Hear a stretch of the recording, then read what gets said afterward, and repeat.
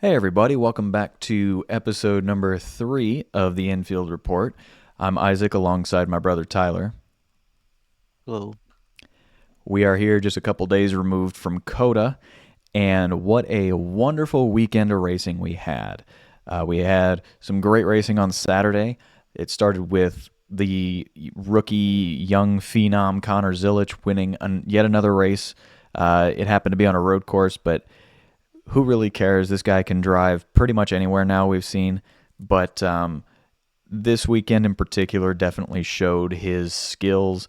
And I mean, he's Connor Zilic. He's the young kid. He can win in pretty much anything. He did the 24 Hours of Daytona. I believe it was in the LMP3 series, or it was not the highest of highest series, but he ended up winning that. I think he did the 12 Hours of Sebring last year and also won it. And then he also ran a handful of ARCA races and won just about every single one of them. He had some success in the Truck Series, and then he also won in his debut at in the Xfinity Series at Watkins Glen last year, and then he comes and he's full time this season in the Xfinity Series, and just showed the field exactly why he has been as hyped as he is, and he was able to just drive through the field throughout the course of the day. He led the field, and then obviously he had some issues early on, and then ended up driving through the field and showing everybody why he is just an electric driver to watch. And like I said, that Xfinity race was incredible.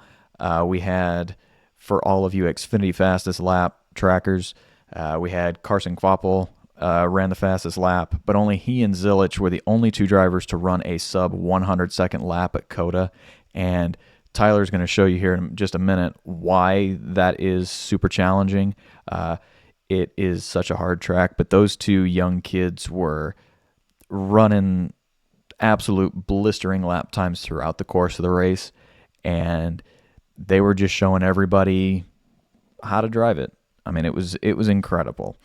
But we're going to switch over to Tyler here, and he's going to show us basically what these drivers were seeing all week, and what this COTA track looks like. And we're gonna take a lap around, and he's in the Cup car, so it is going to look a little bit different as far as handling and whatnot. And obviously, the inside of the car as well is not your Xfinity car layout, but this is what drivers, as far as the track layout goes, for the most part saw. There was talk, I believe, early on in the weekend, they had talked about, or they had 400-pound barriers, or 400-pound, not necessarily those yellow things right there, but they were pretty hefty to help the drivers avoid cutting the corners like that. and there Technically, they went this way. and there were some drivers that did some initial track walking that voiced their concerns and said that it was definitely going to hurt the car, and it was going to cause more harm than good as far as trying to police those track limits. But they ended up removing those, and obviously, as you did see there as well, there was no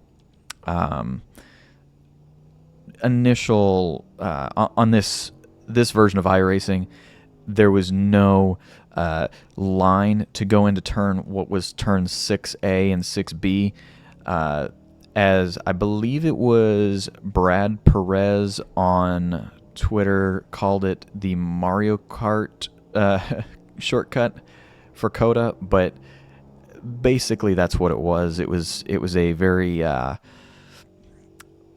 different line, but they ended up having to redo that a little bit, and then they also put some tires there as well. But we're now in turn 20, and then as you'll see here, there's a massive elevation change going into turn 1, and this is where a lot of the issues did happen, both in the Xfinity race and the Cup Series race for sure.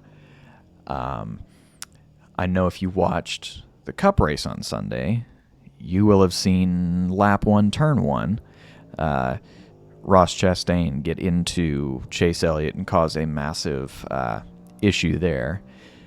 It didn't make Chase Elliott very happy, but that's the nature of it. I know post race Chastain did decline to give comment, so that was one thing where I know he wasn't too happy about what happened, and neither was Chase, but those sorts of things unfortunately do happen. That's just iRacing doing what it does. It will say that he cut the course, but they don't have the scan of the Cup Series course, that the modified West Circuit is, I think, what they ran. But this is a very technical road course. I know, like I said, they were running anywhere between 102 to 100 around 100-second lap times throughout both series. So that would be, roughly a minute 40, minute 42. But like I said, you had the fastest lap in the Cup Series was a 1:38, I believe it was. Let me go back and double check real quick. If I remember right, it was Kyle Larson at 1:48. Unfortunately, wouldn't have even gotten anybody in the field if you were to run that type of lap time. But that's just the way that. Well, they're also cutting 6 as well as they've got them more tricked out, like we say every week. This is just the base COTA setup or whatever track is here. I would run the NASCAR racing lines, but iRacing does say abnormal lap invalid, so it won't even score me a time. So I'm trying to keep it within track limits as best as I can. Yep, and it's still just a very difficult technical course regardless. There's this portion right here. Throughout the course of the race, you had a lot of guys that were very, very loose. I know I saw, I think Shane Van Gisbergen, SVG, had his back end all over the place early on. I know he actually said he had some issues when they put fresh tires on and low air pressures. He was having a hard time. It was actually right here, I believe, his back end slid out. But he was having some issues with the low air pressure and brand new tires. But it's something I think he's still trying to get used to as far as this different series. And it does run kind of similar to the V8 supercars he was used to running, but it's still very, very difficult. And this one I know is very hard to judge coming up into turn one, because you can lock up your tires, you can overshoot the corner, you can have the back end kick out on you, like what happened a little bit right there. It's very, very tough. And like you were saying, some of these going through turns 3, 4, and 5, NASCAR didn't really police the cutting of the corners as well as they said they were going to, or it was very unclear how they were going to police it. I think it was starting on lap 1. I even saw some images floating around where SVG cut turn 6, but there was no penalty for it. And there were a lot of question marks. I know Kyle Busch had some questions a little loose around coming out of that corner there. Kyle Busch had some questions and was like, what is going on with turn 6? And nobody really knew. I think they finally got a ruling after the end of stage 1, and NASCAR told them, don't cut turns 3, 4, and 5, but basically they don't care about 6. And then by the end of the race, everybody was cutting turn 6. And that actually ended up being the reason for some incidents between, or an incident between Denny Hamlin and Austin Dillon. That was a full 2 seconds quicker. I'm not entirely sure where you made up the 2 seconds, but that was a pretty good lap there compared to the last one anyway. And I was sideways too. Makes you question, should you just be sideways throughout the entire infield portion and call it a day? Well, to quote Mario Andretti, I think he said it is, if you have the car under control, you're not fast enough. Yeah, that's probably valid. I would take that from a guy that obviously knows how to run road races for sure. But yeah, He won almost in everything he raced in. Formula One, IndyCar, NASCAR. Not to, draw comparisons, but because I'm not going to be that guy. But I mean, yet a young guy this weekend, Connor Zilic, that has won in everything he's raced in so far. Not putting him on that pedestal, but the hype around him is certainly real and well warranted, I think. I know he had a very tough ending to his Cup race, and it was actually in this turn. Well, actually, was it here? Yes, it was right here. Daniel Suarez actually clipped that corner right there on the inside and actually ended up spinning. And Zilic was trying to go to the outside. He said all he saw was smoke. Unfortunately, Suarez came to the outside of the track and it ended up clipping Zilic, and his day was done. He ended up being scored last, which is not where you want to be scored for your first ever Cup race. But I believe it was Kyle Busch said to him after the race, or put out there on social media, and said, "Hey, I finished last in my first Cup race too." So it doesn't matter necessarily. They would have cut right there. Sorry to interrupt you. No, that's perfectly okay. That's exactly where they cut.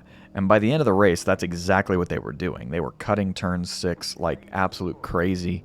It was almost like that corner didn't even exist, really, because the original reason why they had them cut, or not, they originally told drivers not to cut those corners, because if you really wanted to, in theory, you could go straight through there, almost. But then it wouldn't really be competitive, and then it wouldn't be as, as fun to watch. So that's obviously why they were telling the guys not to cut turns 3, 4, and 5. I do think that, and again, this is going to be another little gripe about NASCAR, because I think every week there probably should be one, but we need to, for these road courses, if they are going to end up changing the way that they police the corner or whatever, or just with turn 6 in general, that was a big one where a lot of the drivers were not happy with the way that it was officiated. They were not happy with the way that NASCAR didn't really come out and tell anybody that they were not enforcing turn 6. I think Chase Elliott got penalized for cutting turn 3 here, which is right here.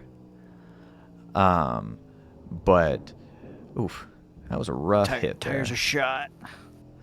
Oh yeah, you've run several laps on these tires, and it was a brand new tire as well that they were running, and it was very intense, that's for sure. There was a lot of tire management and tire strategy that was going on that was actually really interesting to see this weekend on the Cup side. I think on the Xfinity side as well, they were doing a lot of tire strategy calls, which was good to see. There was a good variation in how that sort of played out. You could see a lot of the guys that they were, you could tell the guys that were short pitting versus the guys that were trying to go out there and like get stage points and things like that were willing to flip the stage, and it was really cool to see that and actually have those sorts of things matter. Yeah, you're 6 or 7 laps in, and you're already sliding the car. This is pretty fun. Well, you gotta remember that iRacing's models, tire models, car models are updated in small portions. So aerodynamics might not be up to date, tires might not be up to date, and I'm not a professional driver, so I'm going to be 10, 11 seconds slower on iRacing without, really tricking the setups out and having SMT data that NASCAR has. So this is just run of the mill. You jump into iRacing. This is somewhat of the times you're going to be seeing. You'll obviously be faster if you're better at at iRacing. Yeah, Sorry, I'm trying to do 6 things at once. you're good. But yeah, it is pretty interesting to kind of be able to hop onto a simulator game like this and just kind of be able to kind of sort of get an idea of what these drivers see on these tracks.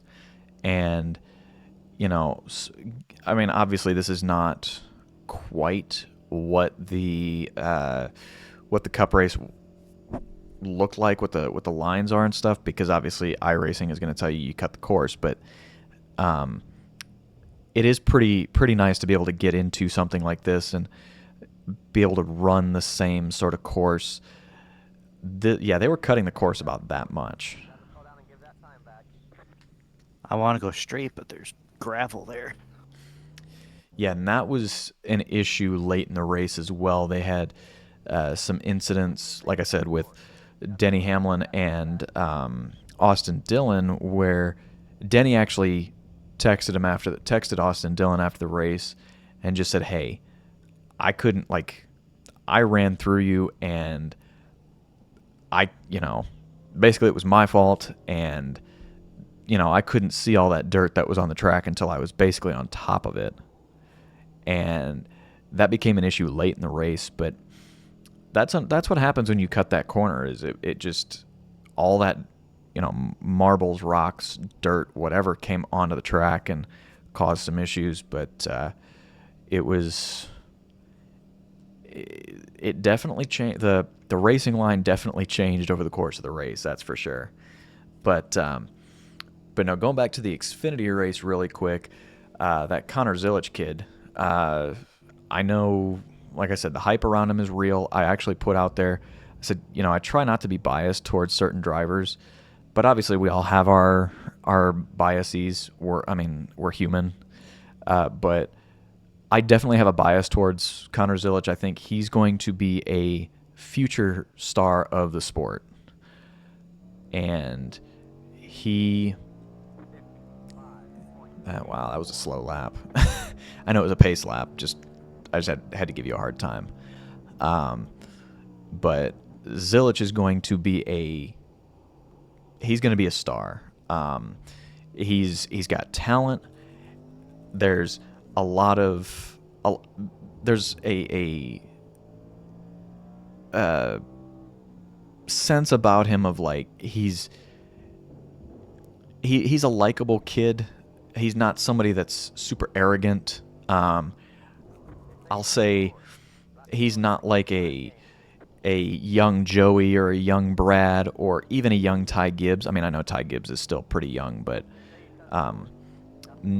he's not one of those with arrogance or anything like that. He's still got some humility to him. I know he's still got time to grow. He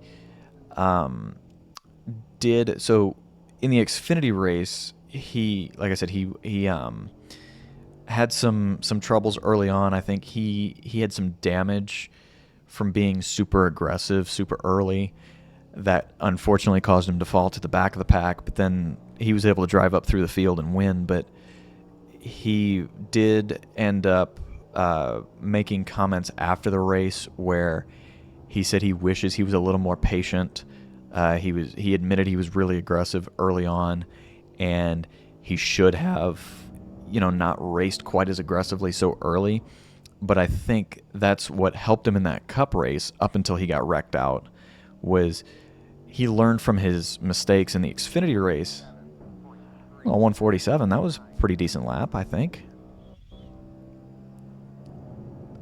But I think, yeah, Zilich learned from his, I'll call them mistakes or his issues on Saturday, and he was running top 15 when he got crashed out. So it wasn't like he was back in mired in 25th, 26th, 27th when he got crashed out. He was actually running really, really well. It was just circumstantial that he got taken out, but it was good to see him run really well. And like I said, I think he's going to do really well in the sport, just moving forward. But yeah, he was really good, and yeah, it was just the Xfinity race was super fun to watch. I know that there was a lot of talk of, well, just put him in the back. He'll drive through the field. It's fine. And he did it. But yeah, it was really, really entertaining on Saturday. I know that there were a lot of people that were entertained throughout Saturday's race. It wasn't a runaway race by any means. You didn't have a driver that was half a lap ahead of everybody, but you didn't have this beating and banging. That is about an SVG move. That's what he looked like on Sunday. SVG. Yeah, there were a lot of guys that had their back ends out there because there was just no grip there. Watch this be my fastest lap for some reason. Well, out of control means you're not in control. Ooh. I tried. Close. But yeah, I mean, it was... Locked up the brakes. That's it's an understandable move. It's even just that split second where you miss it, or like you said, you get a little bit of a lockup, and there's not much you can do. You're just along for the ride at this point.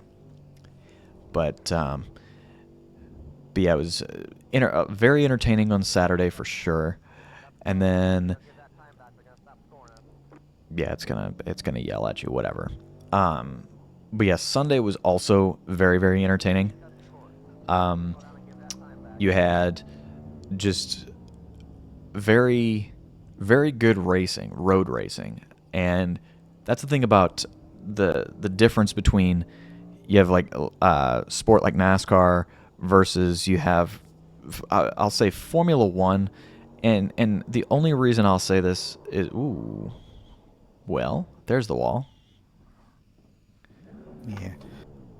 I tried a different line and just didn't work. Yep, and sometimes that's what will happen is you try a different line and it doesn't quite work. But I know no one's on the track, but I've been yelled at too many times. There we go.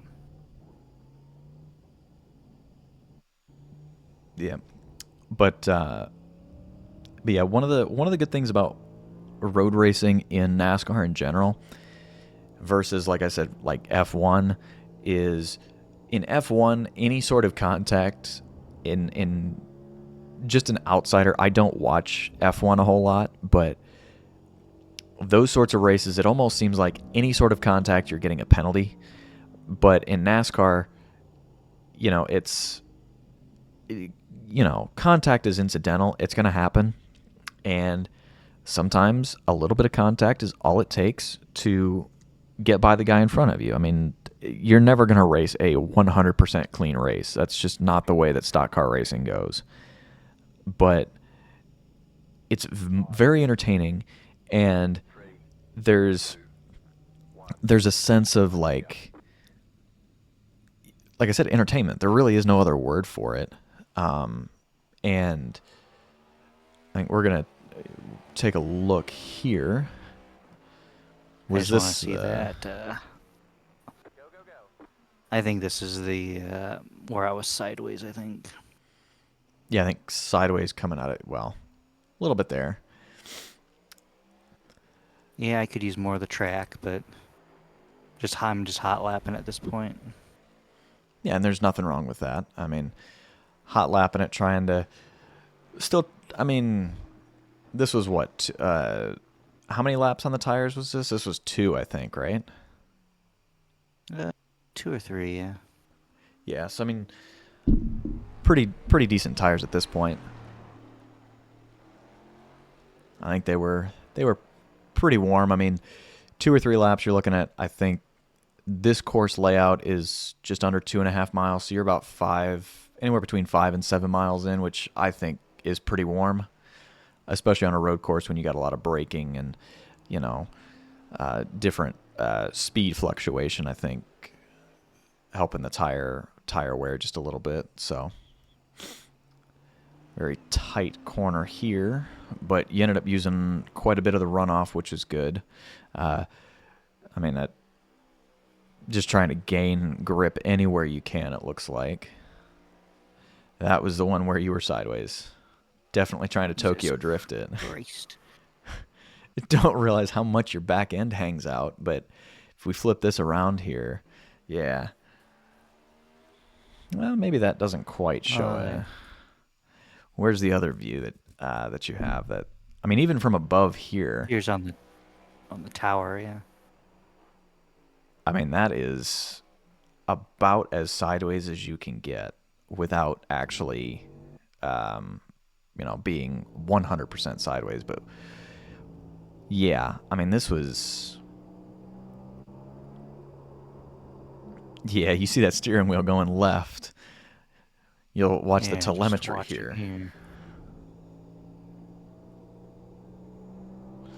And back to the left. Whoa, whoa, whoa, whoa. Yeah. That was a sketchy moment for sure. And it was, yeah, this view I think will show you pretty well. Yeah, that's Yeah, that TV1 is pretty. this one too, I think shows you a pretty good shot of how sideways you can get there. I mean, it can come out from underneath you just like that. I mean, and we saw it, like I said, with veteran road racers like SVG. I know Christopher Bell was pretty sideways at some points. I saw Byron sideways at some point. Like it gets everybody, and just that's the nature of this course. It was designed to be tough, and it was designed to be very entertaining across all sports, whether it's F1, IndyCar, NASCAR, you name it, MotoGP, you name it. They had all of them in mind, and they wanted to make it a very disciplined track for all, and it definitely shows. And there was an interesting quote I saw, I believe it was from Chase Elliott. He said taking that long straightaway, the main reason why that straightaway was there was for that DRS system that Formula One has, and it works wonders for F1 because, I mean, they can utilize it. But in NASCAR, Son! that's brutal. If you're trying to look for any of your breaking points here, yeah, good luck. I've been cheatsy doodling and I've been looking at the RPMs. As soon as they turn red, I brake. But Well, and that's just my sometimes setup. sometimes that's what you have to do. But yeah, the Chase Elliott, I believe, is the one that said it. He said, or I, yeah, I'll just say Chase Elliott, and if it's not, I'll edit it in later. But I believe it was Chase said that in order to get the same effect down the backstretch that it has for Formula One and the DRS system, that straightaway would have to be twice as long for any sort of drafting effect to take place for the stock cars. It's just the nature of the way that these cars race. But taking that, I'll say that mile portion out, or almost a mile portion out, I think made for much more entertaining racing across the board. You could do different lines. The fact that you can now cut turn 6 with a massive asterisk whether, like, if they were to go back to COTA next year, which is still uncertain, um, and if they do run this layout again, are they going to allow you to cut turn 6 again? That's one of those Um, it's one of those little bumps that will get you sideways in a hurry. I think they technically went way over here.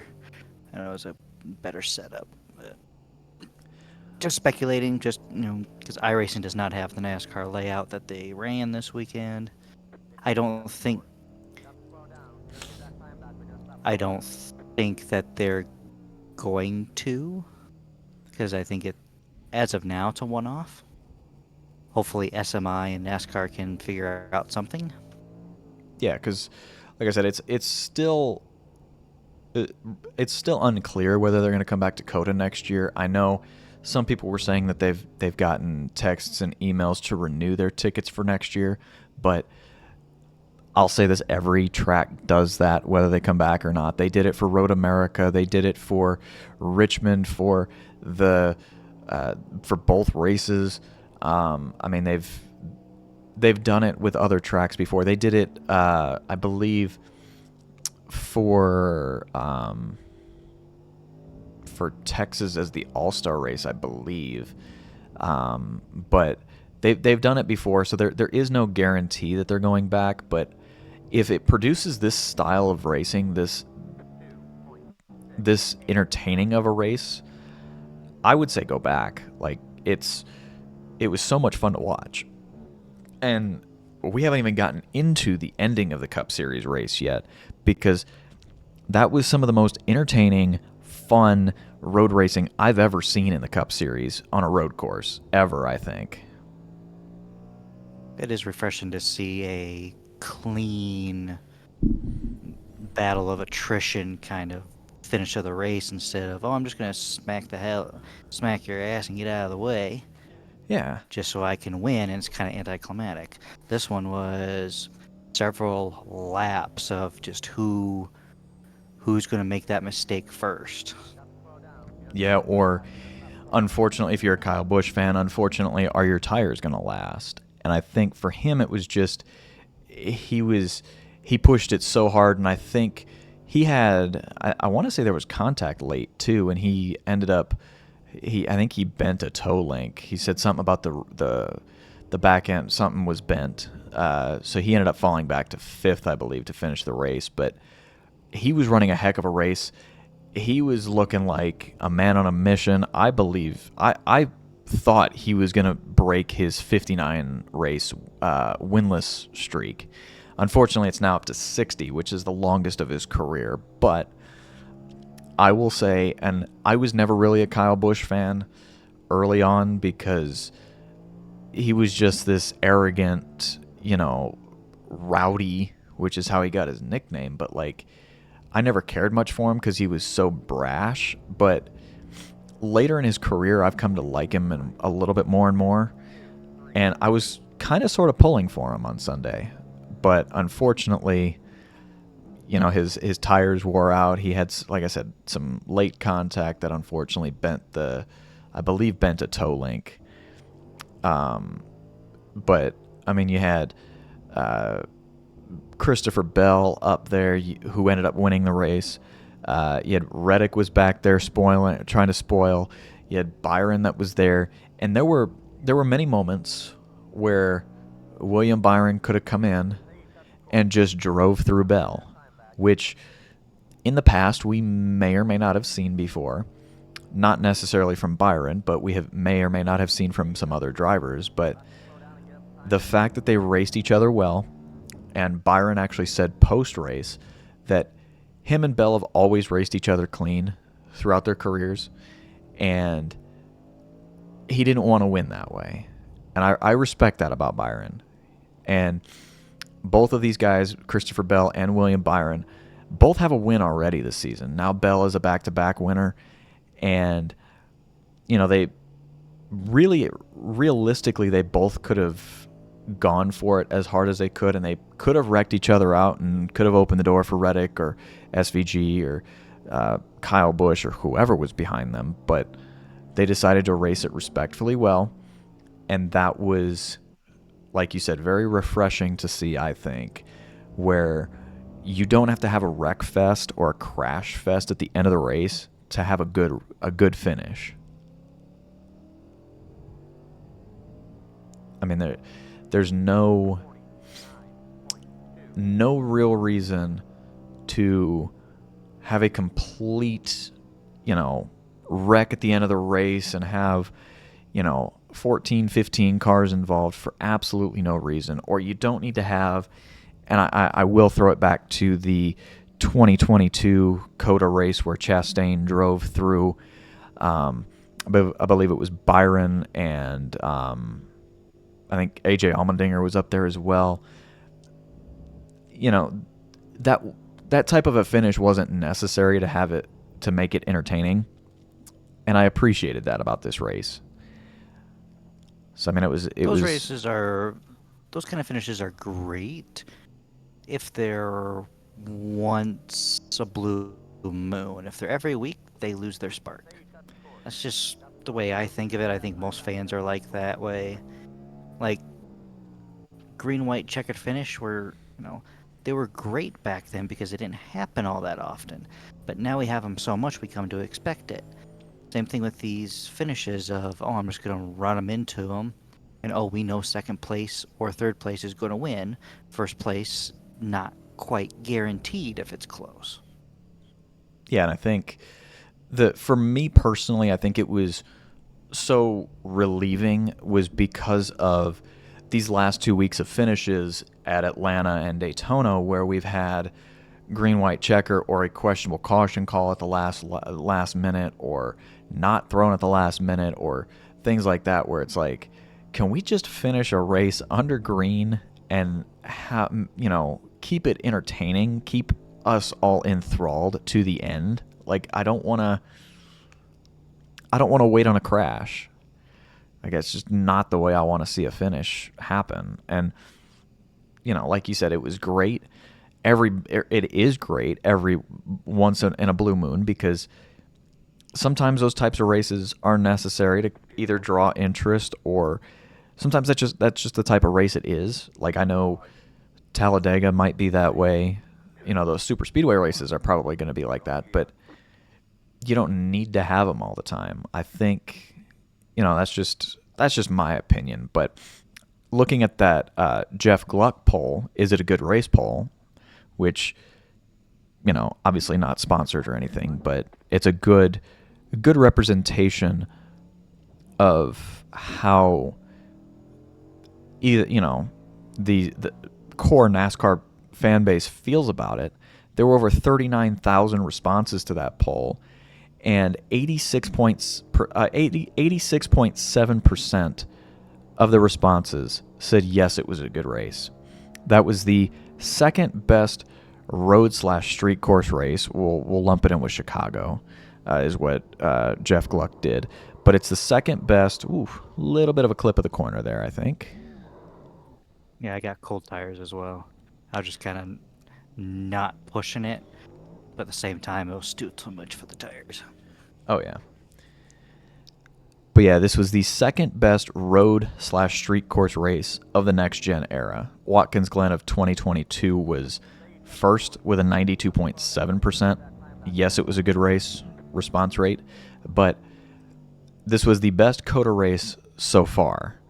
And the previous one was that 2022 Ross Chastain COTA race with an 84.9% yes response rate. So shortening the course, allowing the different lines to happen, more passing opportunities, more fun, more engagement throughout the entirety of the lap and in the entirety of the race. Plus, there was more laps to be had as well. I think definitely helps things out as well. And then Jeff just threw in there as well two other statistics there. It was the number one best race out of Bell's 11 career victories, his best good race by that metric was 2023 Homestead with an 86.2%. So it didn't beat it by much, but it was a 0.5%. So that was pretty solid. And then this was the number one race of 2025 so far. The Clash was 86.1, so it beat it out by 0.6%, but not by much, but it was still a very, very close margin, but it was a great race nonetheless. And I do appreciate the fact that, like we said earlier, this race was not a crash fest. The Xfinity race was not a crash fest either. I did enjoy that.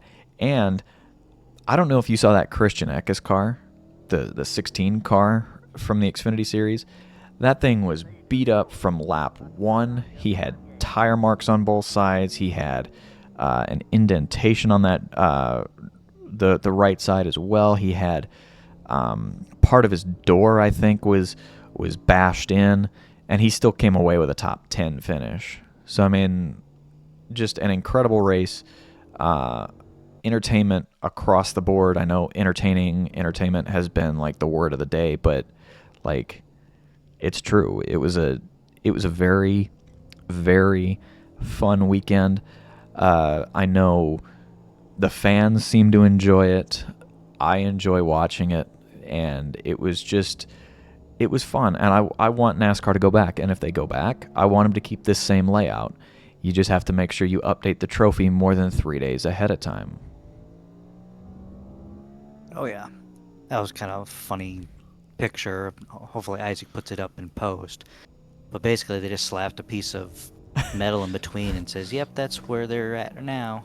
But they kept an entire rest of the track there. It's so tacky. It is. It was almost like they 3D printed the regular track, and then they were like, it had sat there all year. So it's got a little bit of I don't know if it's just me, but it looks like it's got a little bit of a, age to it, which is fine. And then they slapped a shiny new piece of metal like they just 3D cut the brand new track and went, here. That's what it is now. But next up, we're going to have to call it final lap. I set the time a little too late, but I set it to basically the end of the race because I thought the colors looked really, really nice.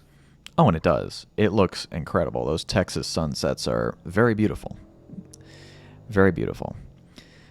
But after this lap, we're going to cut to Phoenix, and we're actually going to do something a little bit different for this one. We're going to do the old layout of Phoenix first before they reconfigured it. And I know the reconfiguration is not necessarily that old, but it's not very new, if you will. But I still think it's interesting to show what the old track used to look like versus how they run it now and how much of a difference that can make. So we're going to let him get to the finish line here, and hopefully he can run under a 1:50. We'll see if that can happen. Well, the track is cooled off, yes, but it seems slicker, if you want to call it that. I just cannot get the grip. Yeah, and again, that's one of those tires either. One of those things where the teams definitely would have had it figured out and whatnot, but close. You can just full send it into one if you want. I was thinking you were going to full send it into one since it was the last lap, but this is the last lap, yes. Okay, this will be the last lap. Hopefully he can run this one in under 1:50. But it definitely looks like it's gotten a lot slicker. Oof. That's what the drivers were worried about was, all that damage to the underbody, and their concern was for the underbody, but also for the safety of the car and for the safety of themselves. Kind of like with the bus stop at the Glen when they added those turtles, and then the same thing with the Indy Road course when they added the turtles as well, and the turtles kept popping up. So they were really, really worried about that, and I'm glad NASCAR took care of that and didn't run it because they've already had enough blunders at COTA running in the rain their very first year. I don't know if you remember that. That was probably one of their biggest mistakes that they've made. That was They don't need any more blunders on at COTA. The more entertainment, the better for them. And I think this year proved that they can have a great quality product at a great quality venue that I think can last for many, many years if they continue this trend. Survey says Minute 48. That was a pretty good lap. That was a dang good lap. see if I could do donut without telling me, or without iRacing telling me, you lost control.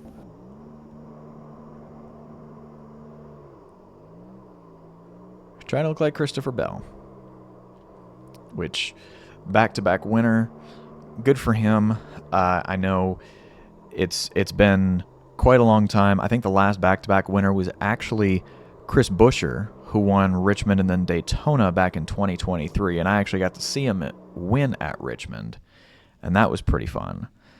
So good to see that we've got another back-to-back winner for the first time this season, and who knows, maybe that's a stepping stone to a championship season for Bell, or maybe it's just, another win, and maybe the champ hasn't won yet. But we'll see you guys at Phoenix. All right, so we have concluded COTA, and we've concluded the analysis of COTA and the race and the track and all that good stuff.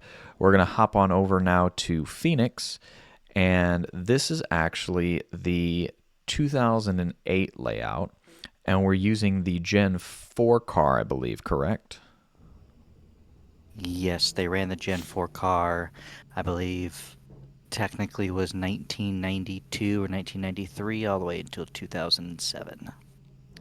Yep, and that would have been right before the very polarizing car of tomorrow, which, if you're a NASCAR fan and you've been a NASCAR fan for a while, it was very, very, like I said, polarizing. It was very controversial.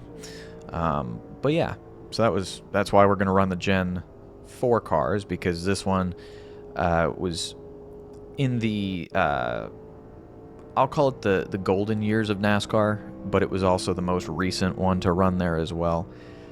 So we're just going to run with the Gen 4 car. As you will notice, the grandstand layout is a little different. It's actually very different. You'll also notice that there's grass here at this track as well.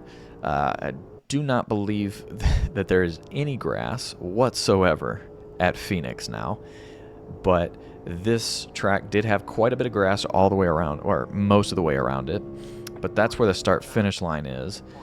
And we had the grandstands. They've basically flipped now, but the old layout, they had the start-finish line, and then they had the grandstands in 1 and 2. But obviously now they've flipped it, but they start way back here, and then they jump all the way over here. Here's your start and finish line. And you'll notice here as well, there's grass on the inside of 1 and 2. And pit lane exit is right there. And you've also got a lot of grass here on the back stretch. We're going into turn 3 now. And this is very, very different. I remember running this track on NASCAR 09 for quite a while. And I do remember that racing it actually somewhat fairly recently, and having a very hard time adjusting to this track coming from the current layout, because it's different enough to where it's jarring if you go back in time with it, and it's one of those where, like I said, you've got the start finish line at a different place, you've got a different dog leg and things like that. It's very it's just different enough. But this track was initially built in the 60s. It opened in 1964, actually. And it's very, if you think of West Coast tracks, uh, to me they all have the same sort of aesthetic. Like there's just something about them being out in the desert, kind of worn, rugged. All those West Coast tracks, to me at least, seem like they've got their own thing. And this definitely fits in with that. And you'll see there's a couple of desert hills that surround it as well. And it's, over the course of time, it has definitely aged for sure. You'll see in this scan in particular of this track, it's very worn out. But how would you say that this track, this older version of the track, raced? I didn't watch a whole lot of Phoenix races, or paid attention to them rather. It was more towards like the card tomorrow that I kind of paid attention, especially with the blue walls, kind of made it stand out quite a bit. Mm-hmm. But judging what I'm driving here, it does almost drives like a short track, and that's the same with the new layout here. The corners are flat enough, but short enough. Yeah, it's definitely flat. It's a lot different. It's a lot different than all the other mile tracks that are out there. Mm-hmm. I mean, The corners are a little bit slower, it's almost like New Hampshire. If you had to, let's say your Phoenix setup doesn't work, you could probably take your New Hampshire setup or Richmond setup and bring it here. yeah, I think you could, Bankings are a little bit different, but the way it handles and drives, and the way you have it slide, it's very unique. Yet it does take inspiration from other tracks that are already on the schedule. yeah, and I think, like you said, it being super flat. Um, I've been to Richmond several times, and it is a fairly flat track, and it definitely has that sort of feel to it. I know this portion here, the start finish line for the old layout, was very flat, and then you've got some. I'll say by racetrack standards, the corners aren't very banked at all.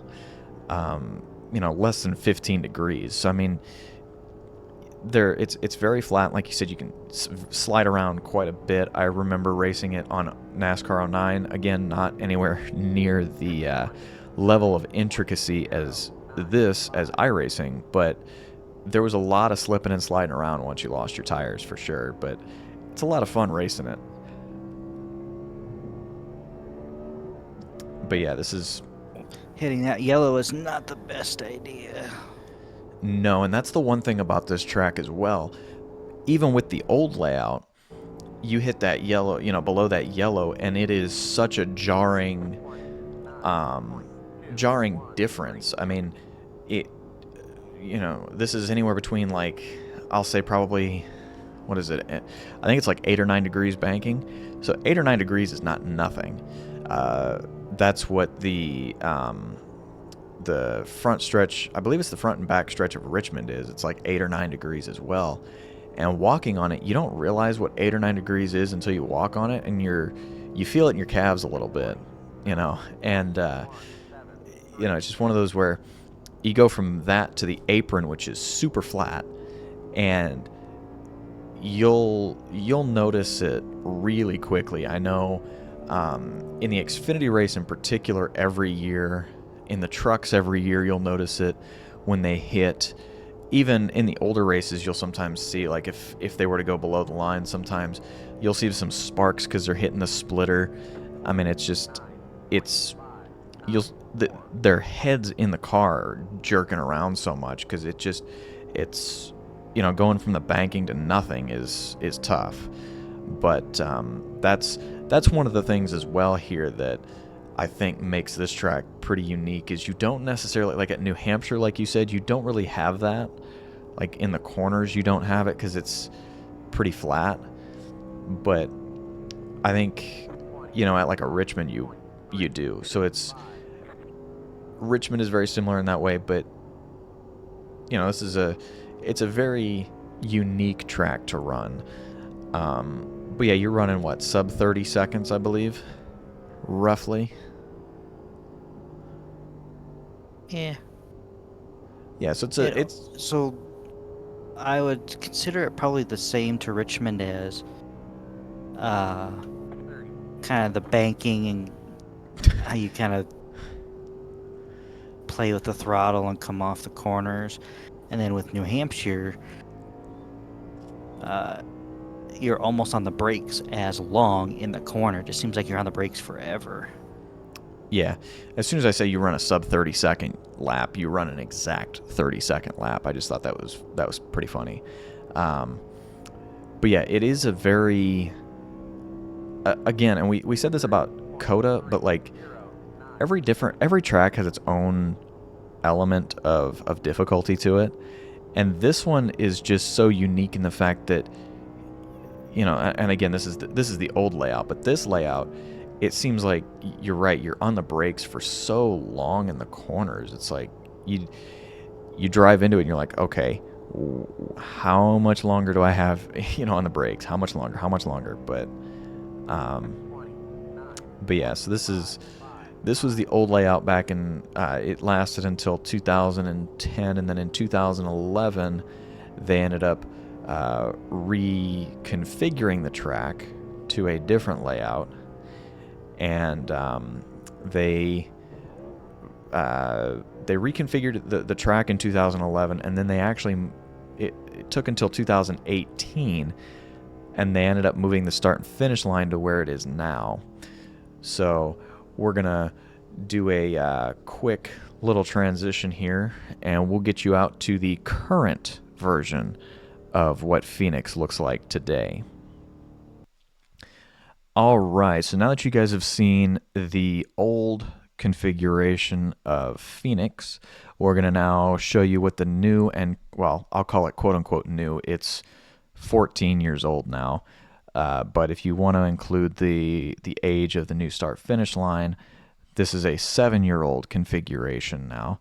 But we're going to now show you what the current setup for Phoenix looks like. If you'll notice already, the walls are a different color. That honestly has nothing to do with it, but I just find that interesting. But you'll see as you come out of pit road, there's no grass on the left now. That's all paved.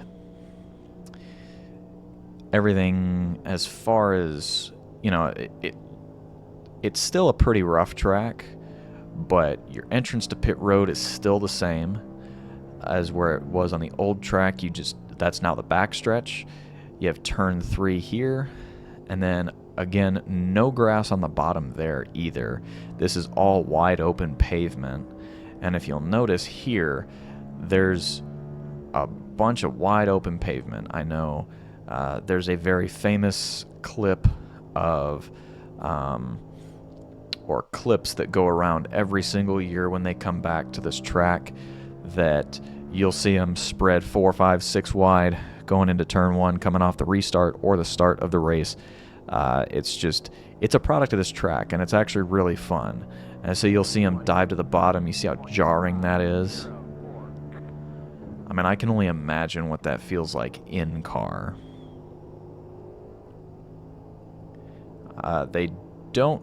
Obviously they don't cut the track there, because otherwise if you go too low, you're going into pit road. But this is, again, turn 3. There is no grass at the bottom. Again, that's all paved. Your brand new start finish line.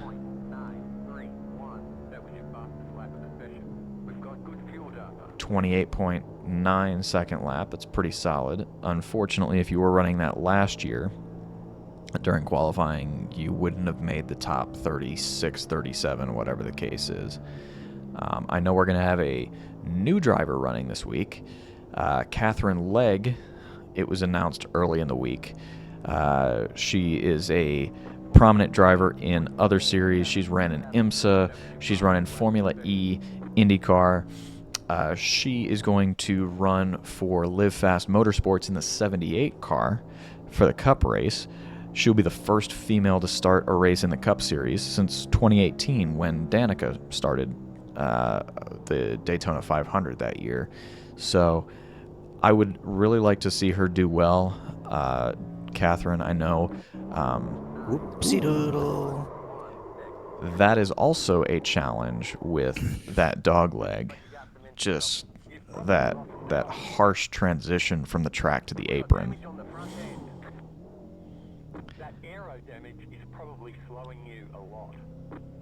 Don't need arrow when I'm only going 60 mile an hour. Aero damage, I think, at that speed and at this point is probably the least of your worries. But going back to Catherine Legg, I really hope she does well. I know she's run a handful of Xfinity and truck races, but she's never run in the Cup Series, and she actually put out a statement with the announcement. She said it's a dream come true for her to run in the Cup Series, and she's very talented, and getting to see her get a shot in the Cup Series is really cool. And the 78 car is one of those open cars where it's not always right through the marker there. Optional? Yeah, no, I'm not waiting here 4 minutes. No, but yeah, that's a little bit of that damage. Looks pretty tough.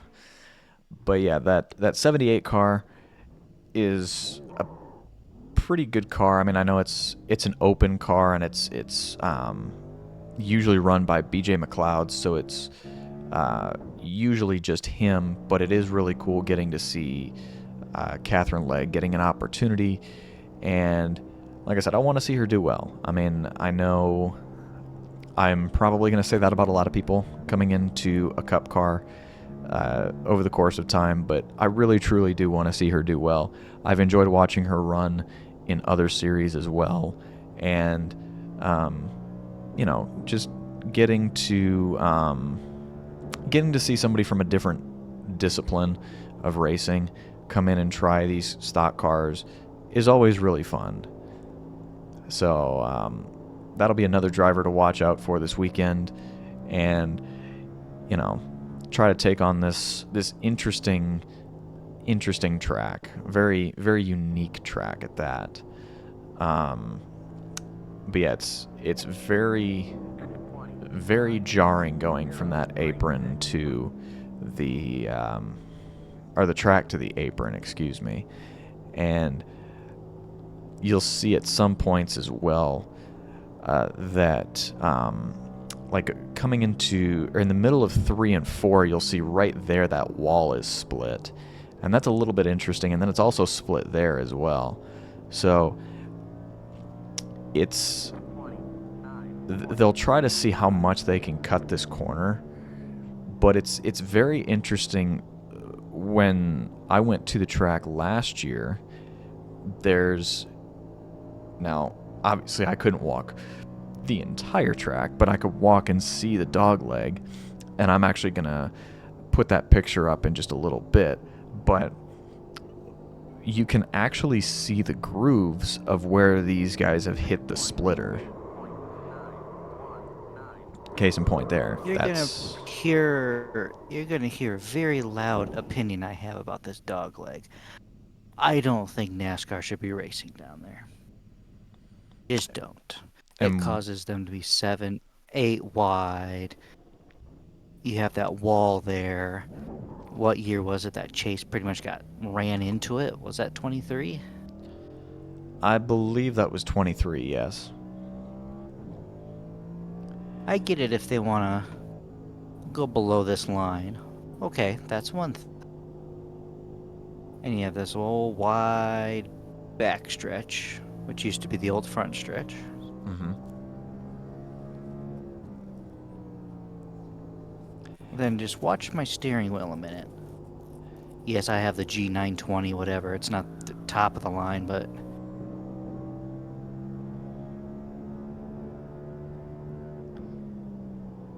I mean, it's the bumps are just atrocious. Plus, you're going from a setup that has slight banking because it behaves like a short track, yeah. and then you're going to something flat with all these bumps. Yes, the cars are going to be tricked out some, I mean, you and I'm know, probably over exaggerating it a little bit in my entry, but it is a difficult transition, but then I'll counter your argument there, where yes, you can be 6-7 wide, but going to the entertainment factor on restarts or just you know start of the race, that's fun to see. It's fun to watch. I know getting to actually be there and see it, it's a completely different beast. I mean, it's like nothing you've ever seen, where you see the 6-7 wide going into turn one, and they see how short, or how low they can cut it to that inside wall. And I can understand it as a driver, where you're like, well, what, it's super bumpy. Why in the world are we, why are you running down there? But at the same time, like, I'm trying to keep my full. yeah, I got it that time. You probably need to practice it a lot, but one wrong move and you're spinning. yeah. Well, Now that's you don't have to race down there all the time, yes.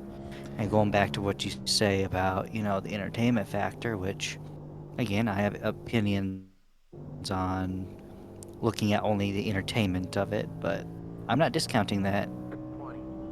It was exciting to see and amazing to see 7, 8, 9 cars wide. That's great. That's awesome. It takes balls. However, safety, it's just stupid. I don't know. I'm an old head. one. Can I call myself that since I'm pretty much 30 years old? I would say you can. I'll call you old. I don't care. I mean, I'm not to that age yet, so I'll call you that until I get that age. And even then, I'll still probably call you old. But I think the other thing too is, like, they don't race down on that apron all the time. I mean, they'll do it for like the first 4 or 5 laps and see if they can get an advantage, and then eventually it becomes a detriment, where they end up, like, you can end up causing damage to that splitter or to that underbody that is very crucial. Now, again, at these sorts of tracks, what difference does it make? I don't know, but it's enough of damage where you can tear that splitter up and you can do some serious damage, and that will end your day really, like, pretty prematurely. But um, I know That the was stupid. you cut that corner a lot there. You're trying something. Trying some different aggressive lines. You never know what might work.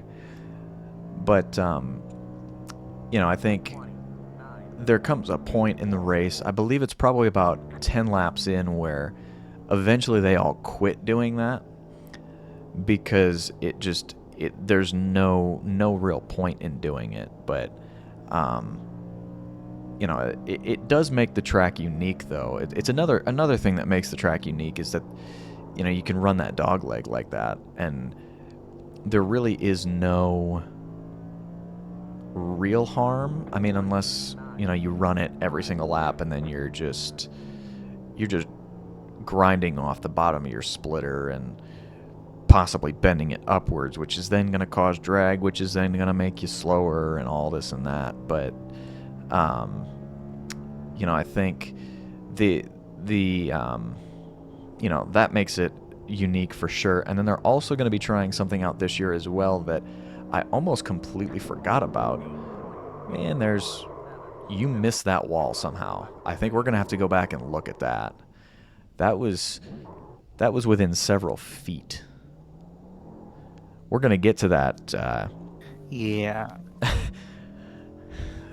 I tried a little something, tried to go wide because I missed my braking zone and didn't hit it like I was supposed to, so I ran wide. So I'm like, oh, I'm going to just stay wide and cut it down, and I I was a little too aggressive on that. Yeah, no, you're good. Like I said, we're gonna go back to the new thing that they're trying this year in just a minute. I do want to see that replay because I was pretty certain you were going to hit that inside wall there, and I was very surprised when you didn't hit it and bounce off and go spinning like a top. Because Another what? thing to mention now that we're here is the long, long, long pit road Oh yeah, especially if you've got compared the. to last time. Oh yeah, because the old. Well, you talking the last track, or are you talking this like the old setup? The old, the old track.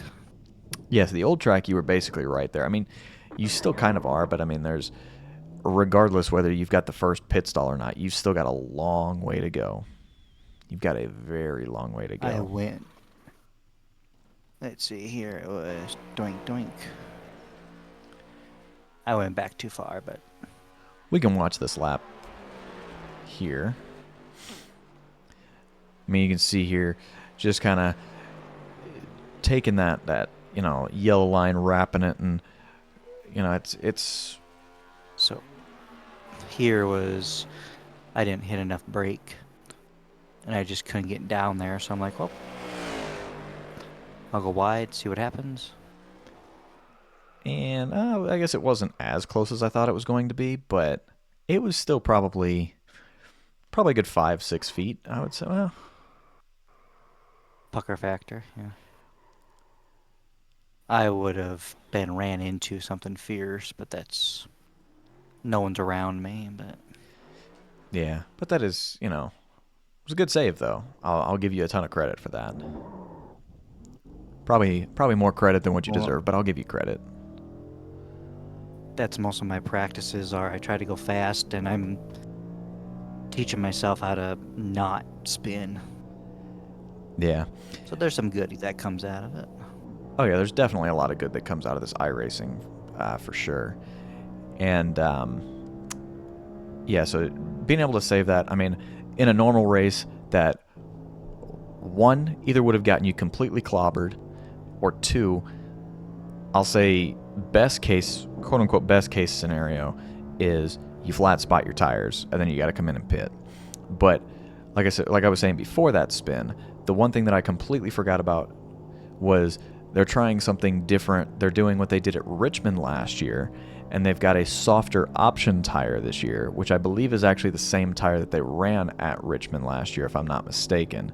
And so they're going to be doing that this year at Phoenix, and I'm very interested to see how that tire is going to do, because we did end up talking about how this does race quite a bit like Richmond, and I'll be interested to see if that makes a difference, because I was actually at that Richmond race when they tried that option tire last year, and I remember sending you a video of I took a video of Suarez early in the race because he was the first one to put on option tires, and he was actually the only one at that point in time that had those tires on, and he was running a full second. I believe it was at least a second quicker. I mean, it was impressive to watch in real time. It looked just unreal.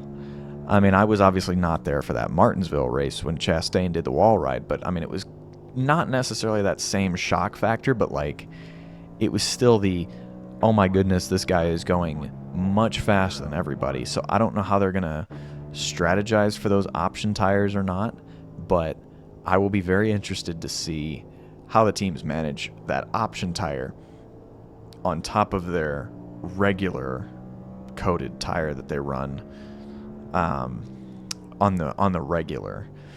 But that tire strategy definitely plays into things, because this track does wear your tires down quite a bit. It's out there in the sun, and it does age. It is very rough. I remember walking on that track and feeling it, and it's pretty coarse. It's like I said, the surface is not too terribly old, but I think by racetrack standards, it is. I mean, you can clearly tell like where they've repaved, where they paved over where the grass is much much darker, much newer than what the track surface itself is, but it's it's got some age to it. It's got some character, and it will take the tires from underneath you if you're not careful, and you can burn your tires up really quickly. So I think that's one of the big challenges as well, and I would love to see how these teams handle it this weekend, especially like I said with that option tire being thrown in there as well. Trying different lines because it's starting to get real slick at the bottom. Yeah, see that's the thing too is as this, the track changes and you got rubber that accumulates, on that bottom groove. Do you try racing up a groove? Do you try, different entrances and things like that? And like right there, it just kind of you end up losing control a little bit. That sort of stuff we're going to see happen. It's wow, wheel is out of alignment. I would not have guessed on a crash like that. But yeah, I think the way that this track changes over the course of the race is what makes it really, really, really good to watch. I think, like I said, historically, I think qualifying wise, I think Toyotas have been pretty strong there in the past. And, I think, was it in the spring race last year, Denny Hamlin ran the fastest lap. I think he ran the fastest lap overall, and he actually ran it in the first session. It was like a 27:05, I think is what it was. He was very, very quick. And then I think he ran a 27:15 or something like that in the second portion of qualifying. So still very, very, very fast. But I will say, Oh my Toyotas, God. no That 10 hit minutes. 10 minutes 18 seconds. Well, if that Anyway, was, back to what you were saying. I was just gonna say real quick, if that was the case in real life, you would have to make at least decent repairs and then hope you can get out, make minimum speed, so you can get off the DVP clock. But ooh yeah, that's a right rear toe link. You hope that's not any sort of suspension damage there as well. I think he actually hit the right front as well, if I'm not mistaken. Yep. So that would be possible multiple toe links. You hope a control arm of some sort, or any of those. Yeah, it looks like that right front is the suspension might be broken there, but yeah, So that what is pit service time? woof. Oh, That's it's optional repairs. So there's required and then there's optional. So yeah, but yeah. but yeah. So we had, Anyway, like I said, we Toyotas have been pretty good at that track, and interesting note for the winner of the spring race last year was Christopher Bell. So it will be very interesting to see if he can repeat as the spring winner. Joey ended up winning the race when he won his championship last year, but Christopher Bell won the spring race. I mean, can he do it again? Chandler Smith won the Xfinity race last year in a Toyota as well. So I know, like, that'll be a challenge to see if the field can catch the Toyotas for qualifying anyway. But then what will that translate to as far as the race goes? We'll have to see. So I'm very interested in this week. Like I said, we've actually got all 4 series are racing there this weekend. I believe all 4 series. Let me fact check that, because I don't want to be factually incorrect. I know ARCA is racing there this weekend. And we do not have the trucks. I did lie on that front. We do not have the truck series, but we've got 3 series racing this weekend. We've got the ARCA series, and then we've also got the Xfinity series. They are going to run on Saturday. Let me actually get a time on that real quick so I don't mislead anybody. And also as a reminder as well, Saturday night going into Sunday time does change for most of us here in the U.S. We will spring forward an hour. I believe if you're in Arizona, you don't change time, so just be aware of that. But maybe you do if you're going to the race. Just double check your local time. If you're staying in a hotel, if your clock in your hotel changes or doesn't change, just pay attention to that. But for this week, like I said, we've got the Xfinity race is going to be at 5 o'clock Eastern on Saturday. And then Sunday, the Cup Series race is at 3:30, and you just want to go for another spin, it looks like. Yeah, like I said, I've got an opinion about this dog leg. Like you said, I know they don't race it every single time, but you try to gain some sort of advantage. I only ran, like 3 or 4 laps, maybe 5 laps. And it just doesn't work down there. Yeah, I so don't know. I'm going to show them this is the picture I have from Phoenix. This was taken the day of the Cup Series race on a Sunday. So there was some, obviously to the left side there's where they were, the Xfinity Series guys celebrated. That's where Chandler Smith celebrated the day before last year for the spring race. But in that dog leg, it is very wide, and there are those scrapes and scratches and whatnot from where they run and whatnot, and where the splitter hits, and it's very very different from what you would see at normal tracks. So there's a reason they only run that dog leg for a handful of laps before they decide not to, and they decide, you know what, I think my splitter is going to appreciate me if I don't keep running down there, and I think my head might too, because I'm very curious to see, I know they wear those mouthpieces that they have the sensors in them and whatnot. I'm curious to see what kind of jarring head movements happen when they hit that apron and whatnot. But this weekend should be pretty fun. Like I said, we've got 3 series this weekend, and I'll be, you can just about hit the sand barrels there. Yeah, I was going to show you. Let's see if on a replay, how maybe we can see how high or how shaky the car can be on the apron here. Yeah. Trying to be realist here. I don't want to just hit a button to reset, but yeah, well, I'm just having fun. Yeah, and this is the thing with this iRacing as well, is you can,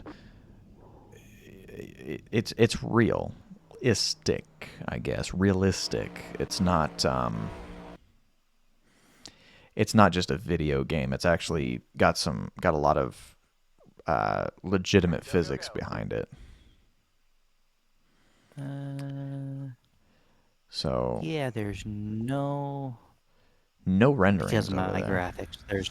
There's no grandstands, but see if we can. Yeah, actually, this gyro cam. Yeah, this will show you here. Yeah, you see how much that just jolts. It's pretty massive, and it's not banked a whole lot. That was the one thing I was going to go into really quickly, was the banking on this track. So let's see, I just had it pulled up here. The front stretch banking is about 9 degrees, which is very similar to what Richmond is. The back stretch, so this I think would be included in the front stretch here, is about 9 degrees. This is turns 1 and 2. They're going to be about 9 degrees. This back stretch is pretty flat. It's 3 degrees of banking, so very minimal. That's kind of like your New Hampshire type. And then turns 3 and 4 is 11 degrees, so it's actually more so banked than the front straight or the front stretch and whatnot. So it's very, very unique, and yeah, just every time you go over that from the track to the apron, it is very rough.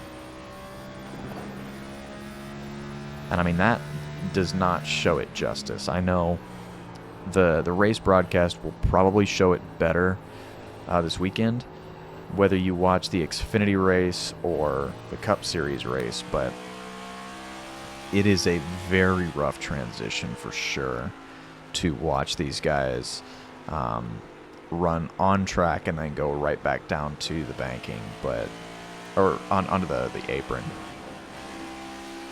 But it is, man, I can't even imagine.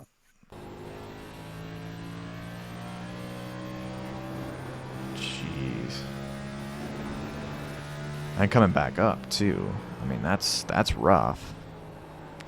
And then having to do this for, 400 laps. I think it's actually for the spring race. I think it's actually 500 if I'm not mistaken.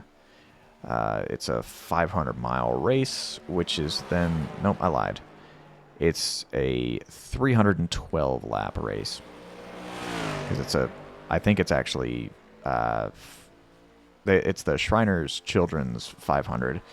And I think it's 500 kilometers is what it actually is, I think.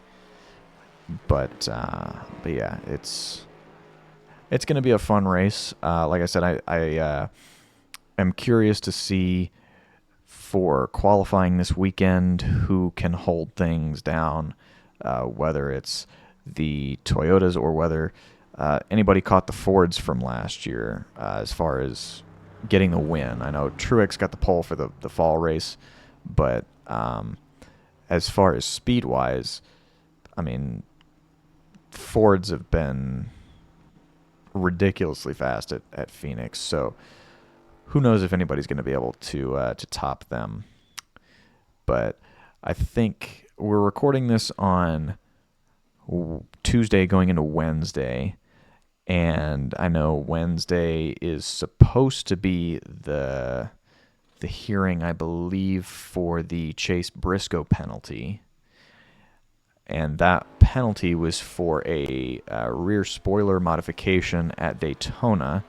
So that is why he was docked 100 points, 100 driver points, and then I believe it was a bunch of owner points as well, and there was a massive fine, and then the crew chief was suspended for 6 races, but during the appeal, he's been able to crew chief, so we'll see if what the results of that are, I believe tomorrow, but I'll try to get an update for you if I can. So for giggles, my fastest lap was 28.817. Where would that put me on last year's either of the races? We'll call it the spring race. So if we were to do, you said we'll go qualifying for the Yes. for the spring race. You said you ran a what, 28.8? 0.817. Yes. You would have been nowhere. Good. the technically the slowest was Josh Berry, but Josh Berry spun out and he registered a 38-second lap.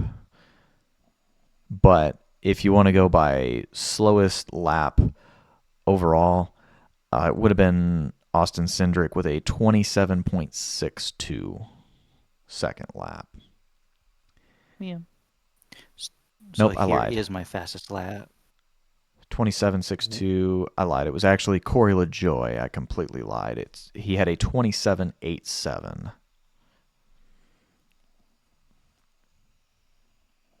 Okay, that was close. So you were On about second, yeah, yeah. trick trick it out a little bit, mess with the air pressure. Yeah. Well, So and I want you to look at, you know, the front bumper here mhm. on how jarring it is. I think on this replay you can really see it. We can go into gyro cam really quick before we wrap up, but Oh yeah.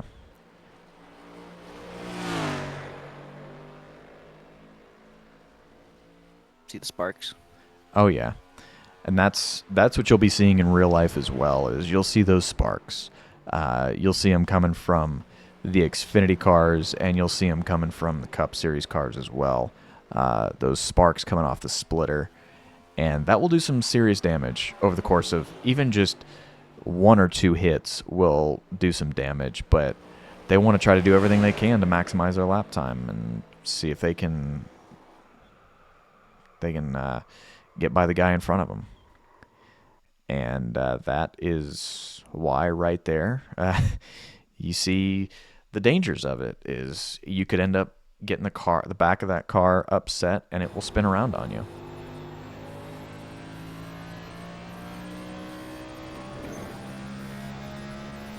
And it's a rough transition.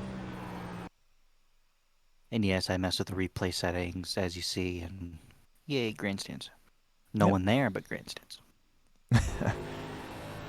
We Just hope that watch those are this full jar. this weekend. Just watch your teeth.